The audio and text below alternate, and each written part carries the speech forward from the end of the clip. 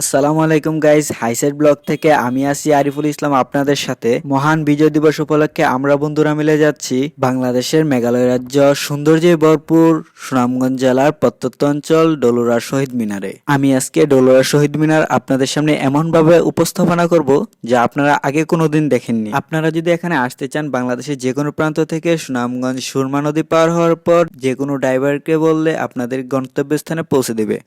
তো গাইজ আমরা এখন গাড়ি থেকে অবতরণ করলাম ডলুরা শহীদ মিনারে। তো চলো আমরা এখন ভিতরে যাব। আমরা ভিতরে প্রবেশ করার পরেই একটু রেস্ট নিয়ে নিলাম। এই শহীদ মিনারের গোড়াপত্তনকারী মধু মিয়া 1971 সালে মহামুক্তিযুদ্ধে সরাসরি অংশগ্রহণ করে শহীদ হওয়া 48 জন শহীদ সমাধি সহ এই শহীদ মিনারের গোড়াপত্তনকারী মধু মিয়া সহ মোট 39টি কবরস্থান রয়েছে এই শহীদ মিনারে। এই শহীদ মিনারটি ভারতের সীমান্ত ঘেঁষে অবস্থান করছে। এখানে রাইফেল হাতে একটি ভাস্কর্য সহ আরো নানান প্রকৃতির সৌন্দর্যে ঘেরা এই শহীদ মিনারটি। এটি সুনামগঞ্জের দর্শনীয় স্থানগুলোর মধ্যে অন্যতম একটি। যেহেতু আজকে 16 ডিসেম্বর মহান বিজয় দিবস উপলক্ষে এখানে একটি অনুষ্ঠান করা হয়েছে। এখানে দেখার মতো আরো অনেক কিছু রয়েছে।